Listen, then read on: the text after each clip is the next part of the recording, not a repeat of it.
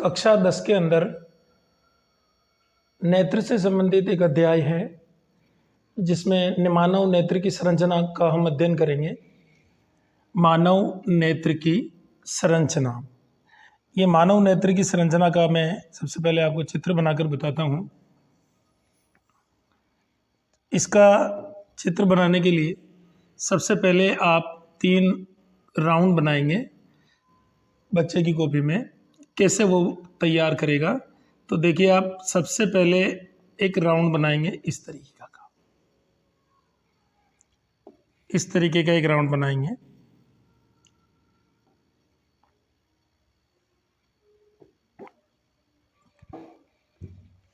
उसके बाद में इसके नीचे की तरफ 2 लेयर और बनाएंगे। ये एक लेयर और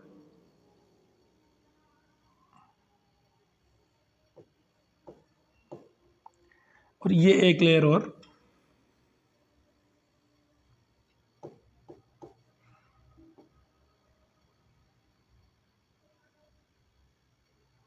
ये लेयर, इसी के नीचे एक लेयर और बनाएंगे।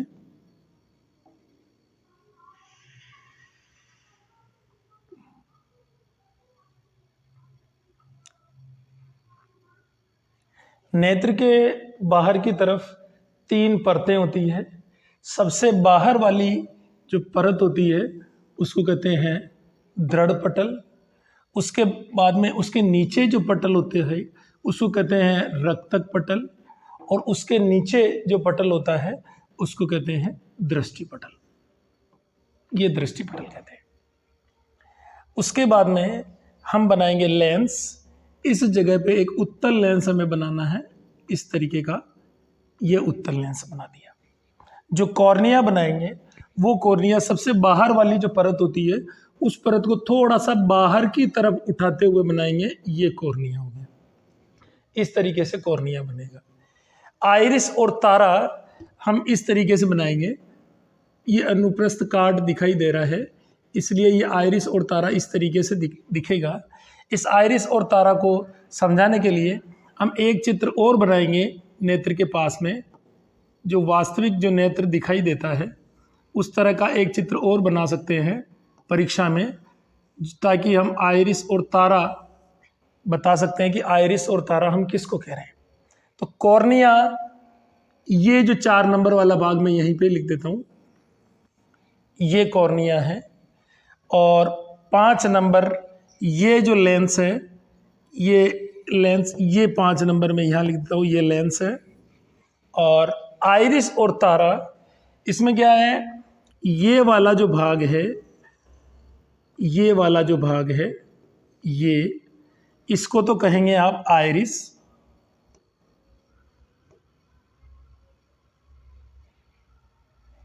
ये होता है आइरिस।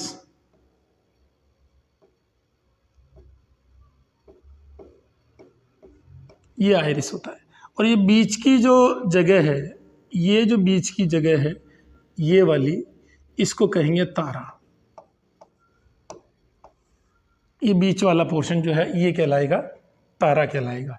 इसमें यहाँ पर भी द्रव भरा हुआ होता है और यहाँ पर भी पूरे में द्रव भरा हुआ होता है। इसमें ये 7 नंबर हो जाएगा आपके। इसको कहते हैं जलीय द्रव और इसको कहते हैं काचा द्रव। ये जो होता है ये कहलाता है काचाभ द्रव कहलाता है। ये जलीय द्रव ये वाला, और ये होता है काचाभ द्रव। ये इसकी संरचना होगी। अब इसके अंदर अगर अब हम थोड़ा थोड़ा वर्णन करना चाहें तो आप देखना, जैसे दृढ़ पटल है, तो दृढ़ पटल आप बोलेंगे ये दिख रहा है सबसे ऊपर की तरफ होता है, अपारदर्शक होता है, नाम से ही पता चल रहा है ये दृढ़ होता है। और दृढ़ होता है तो ये नेत्र की सुरक्षा करता है। रक्तक पटल, दृढ़ पटल के नीचे का मध्य वाला भाग होता है। रक्त वाहिनियां, रक्त केशिकाएं इसमें पाई जाती है और ये नेत्र के विभिन्न भागों को पोषण प्रदान करता है। ओबियसली रक्तक पटल है तो नेत्र के विभिन्न भागों को पोषण प्रदान करेगा। दृष्टि पटल नाम से ही पता चल रहा है। दृष्टि पटल यहां प्रतिबिंब का निर्माण होता है, इस जगह पे प्रतिबिंब का निर्माण होता है, इसीलिए इसको दृष्टि पटल कहते हैं।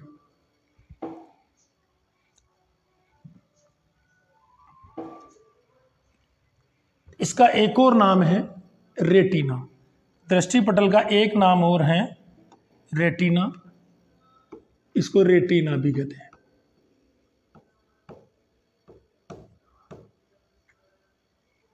दृष्टि पटल को रेटिना भी कहते हैं। इसमें हम क्या क्या वर्णन करेंगे जो महत्वपूर्ण है।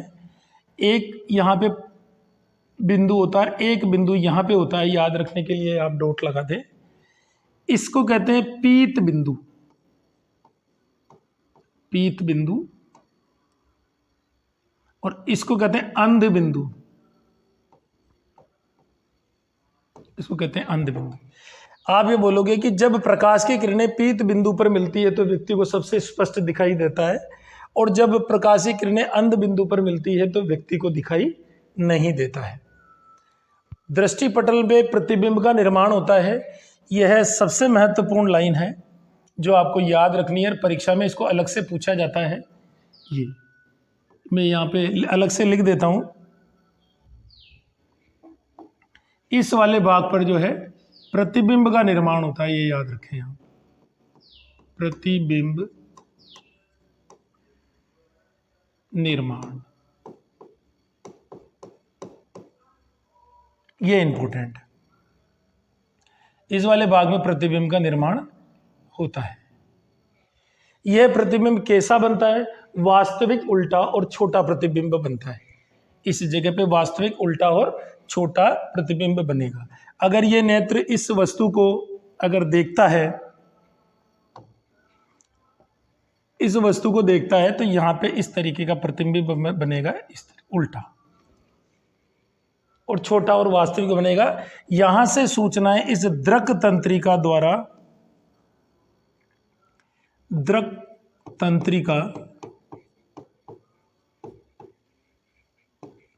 द्वारा सूचना मस्तिष्क में जाती है और फिर व्यक्ति को सीधा दिखाई देता है। कॉर्निया के बारे में क्या लिखेंगे? ये जो कॉर्निया है, इस कॉर्निया के बारे में आप लिखेंगे कि प्रकाश की किरणें सबसे पहले इसी में ही प्रवेश करती हैं। सबसे पहले प्रकाश की किरणें इसी भाग में प्रवेश करती है, और यह कॉर्निया दृष्टि पटल का सामने का अधिक उभरा हुआ भाग होता है। ये दिखाई दे रहा है, दृष्टि पटल का उभरा हुआ भाग है, यह पारदर्शक होता है। कैसा होता है? पारदर्शक होता है। और ये दृष्टि पटल अपारदर्शक होता है। ये खास बात आपको याद रखनी है। अब अपन बात करते हैं, कॉर्निया का हो गया, उसके बाद में बात करते हैं लेंस की। जब आप लेंस के बारे में करोगे तो लेंस में ये लिखना कि यह लेंस उत्तल लेंस होता है, यह लेंस लचीला लेंस होता है, और इसकी वक्रता लगातार बदलती रहती है। कम ज़्यादा आवश्यकता अनुसार इसकी फोकस दूरी में परिवर्तन करने के लिए इसकी वक्रता लगातार बदलती रहती है, और ये मांसपेशियों द्वारा नेत्र के अंदर टिका हुआ रहता है। ये मांसपेशियां अगर आप बनाना चाहो तो इस तरीके से, इस तरह से मांसपेशियां बना दो। ये मांसपेशियों द्वारा टिका हुआ होता है। उसके बाद में यहाँ इस उत्तल लेंस होता है, तो ये प्रतिबिंब वास्तविक उल्टा और छोटा बनाएगा। ऐसा रेटिना पर किस प्रकार का प्रतिबिंब बनता है ये पूछा जाए, या ये उत्तल लेंस किस प्रकार का प्रतिबिंब बनाता है, दोनों का जवाब यही होगा, वास्तविक उल्टा और छोटा प्रतिबिंब बनता है। और यह प्रतिबिंब दृष्टिपटल रेटिना पर बनेगा, और ये सूचनाएं जब मस्तिष्क में जाएगी और वहां उस सूचना का जब विश्लेषण होगा तो प्रतिबिंब सीधा बनेगा। और अब आइरिस और तारा के बारे में हम पढ़ाएंगे। तो कैसे, देखिए ये तारा होता है और ये वाला आइरिस होता है, जो अनुप्रस्थ काट वाले चित्र में इस तरह से दिख रहा है। ये बीच का जो गैप नजर आ रहा है, ये तो तारा हो गया दोनों तरफ से। तो आइरिस के बारे में आप ये लिख सकते हैं कि इसका रंग प्राय काला होता है और ये कभी कभी भूरा और नीला भी होता है, और इसके मध्य भाग में छोटा सा छिद्र होता है जिसे तारा कहते हैं, और आइरिस की जो पेशियां होती है वह इस तारे के आकार को स्वतः छोटा और बड़ा करती है। ऐसा प्रकाश की मात्रा को नियंत्रित करने के लिए किया जाता है कि नेत्र के अंदर प्रवेश करने वाला जो प्रकाश होता है उसकी मात्रा को नियंत्रित करने के लिए यह व्यवस्था होती है। जब नेत्र में कम प्रकाश प्रवेश कराना हो तो इसका तारे का आकार छोटा हो जाता है, और जब अधिक प्रकाश प्रवेश कराना हो तो तारे का आकार बड़ा हो जाता है। ये कार्य आइरिस की मांसपेशियां करती है, ये अपने को खास बात ध्यान रखना है। और जलीय द्रव और काचाभ द्रव में दोनों में आप ये लिख सकते हो कि यह पारदर्शक होता है, और दोनों में आपको इसकी जगह लिखनी है। जैसे काचाभ द्रव है तो आप बता देना कि ये लेंस और रेटिना के बीच में काचाभ द्रव भरा होता है, और कॉर्निया और लेंस के बीच में जलीय द्रव भरा हुआ होता है। अब इसकी मुख्य मुख्य बातें अगर अपन दोबारा देखें तो आप इस बात का ध्यान रखना कि ये दृष्टिपटल और यह आइरिस, ये दो अपारदर्शक होते हैं, बाकी सभी अंग पारदर्शक होते हैं। एक तो ये याद रखें, प्रतिबिंब का निर्माण दृष्टिपटल और रेटिना पर होता है, इस बात का खास ध्यान रखें। और परीक्षा के अंदर जब नेत्र का बड़ा प्रश्न आता है, कोई मेजर क्वेश्चन आता है, तो आप ये 7 नाम लिख लें, एक लिस्ट बना लें और सब में थोड़ा थोड़ा सा वर्णन कर दें। और यह वर्णन जो करेंगे, ये जो वर्णन करेंगे, इस वर्णन में आप पोजीशन लिख सकते हैं। मैं एक बार फिर दोहरा रहा हूँ, दृढ़ पटल दृढ़ होता है, दृढ़ होता है तो नेत्र की सुरक्षा करता है, सबसे बाहर की तरफ होता है, इसको श्वेत पटल भी कहते हैं। इसके नीचे की तरफ रक्तक पटल होता है, यहाँ रक्तवाहिनियाँ पाई जाती है, और रक्तवाहिनियाँ पाई जाती है तो ये नेत्र के विभिन्न भागों को पोषण प्रदान करता है। दृष्टि पटल, इसको रेटिना भी कहते हैं। यहाँ पे प्रतिबिंब का निर्माण होता है, सबसे महत्वपूर्ण बात।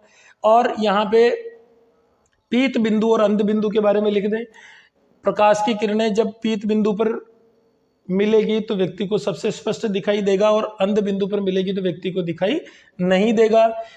कॉर्निया के बारे में बता दोगे कि यह दृष्टि पटल का सामने का अधिक उभरा हुआ भाग होता है, यह है पारदर्शक होता है। नेत्र का अंदर जो प्रकाश जो प्रवेश करता है उसका प्रवेश द्वार यही होता है। और लेंस के बारे में ये उत्तल लेंस होता है, लचीला होता है, इसकी वक्रता लगातार बदलती रहती है। वास्तविक उल्टा और छोटा प्रतिबिंब इसके द्वारा रेटिना पर बनता है। ये भी याद रख लें आप, इससे जो बनने वाला प्रतिबिंब वो कैसा होता है, वास्तविक उल्टा और छोटा प्रतिबिंब होता है। आइरिस और तारे के बारे में, आइरिस के मध्य में एक छोटा सा छिद्र होता है जिसे तारा कहते हैं। आइरिस उस तारे के आकार को छोटा बड़ा करता रहता है, और यह प्रकाश की मात्रा को नियंत्रित करने के लिए किया जाता है। जलीय द्रव काचाभ द्रव दोनों ही पारदर्शक होते हैं, दोनों की जगह लिख देना। लेंस और दृष्टिपटल के बीच में काचाभ द्रव होता है, और कॉर्निया और लेंस के बीच में जलीय द्रव होता है। अब इसके अंदर जो रोग पाए जाते हैं वे मैं बताऊं आपको, कौन कौन से रोग पाए जाते हैं। इसमें मुख्य रूप से जो रोग पाए जाते हैं ये बताता हूं मैं आपको।